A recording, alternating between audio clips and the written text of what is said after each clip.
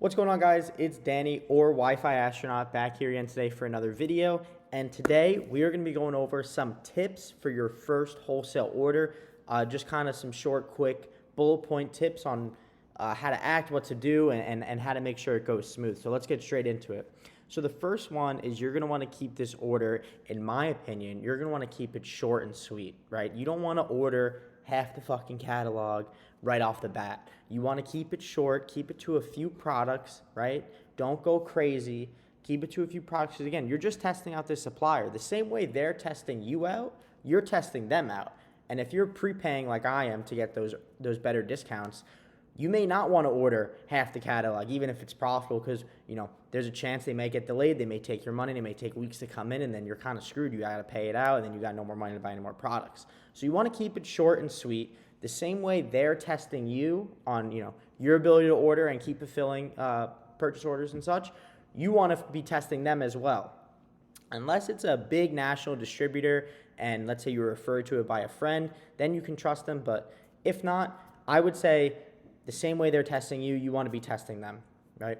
The next kind of tip here is you want to be professional in every sense of the word. You need to have your emails be professional. Don't sign them thanks Danny, right? So my name's Danny. So don't sign it thanks Danny. Have an email signature, have a website. You have to be professional in every sense of the word. You need to speak professionally. You need to text or call professionally, email professionally. Everything needs to be in a proper manner. Don't, throwing out slang words to the sales reps. At a later date, you can, right? If you befriend a sales rep and, they clearly have that type of personality, then you can.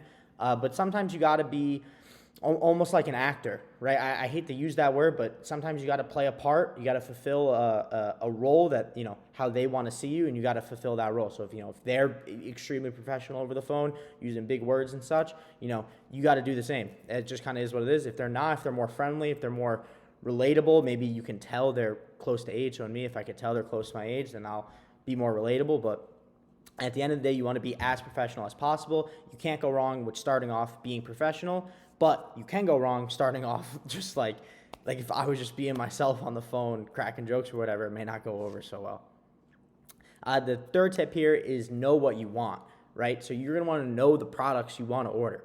Don't call them and be like, hey, what's profitable on Amazon? Because I've been helping people who have told me they've asked their sales reps what's profitable to sell on Amazon. That is so wrong on so many levels, and you should not do it, and that can absolutely burn the relationship you have with that supplier. You need to know what you want to order, and get it. And the way you know what you want to order is by getting those master catalogs, searching through them properly, sending the VAs or whatnot. But know what you want to order when you call in that purchase order. Know what you want and know how much you want, and know the price you want. If you want to know how to sort of negotiate some of these prices, go watch some of my previous videos. I've touched on it. I'm going to be touching on it a lot more in depth in the future, but for right now, we're going to leave it at that. Fourth tip here is don't negotiate too much. Keep it short and simple, like I said in the first one. Don't try to negotiate down to the bottom, because you may screw yourself by doing that, right? You don't want to burn this relationship. It's brand new. Keep it short and simple. Don't negotiate too much.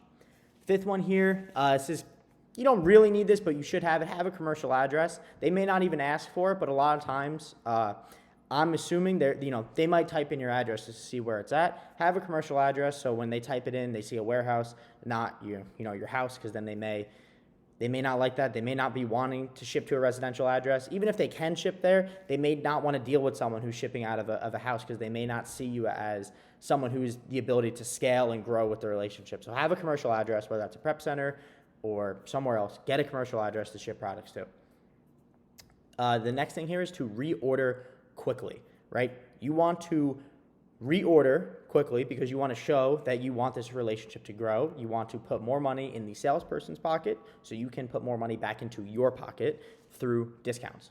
And by doing that, it's just going to further the relationship you guys have together, and all in all, be more beneficial for the both of you in the long run. So guys, just to recap here, so we talked about you got to keep it short and sweet. You got to be professional. You got to know what you want. Don't negotiate too much. Have a commercial address, and reorder quickly. All right, guys, that was Wi-Fi astronaut Danny for this video. I'll catch you guys in the next one. Make sure to like, comment, and subscribe. And we'll be back in Miami for the next video. See you guys. Peace.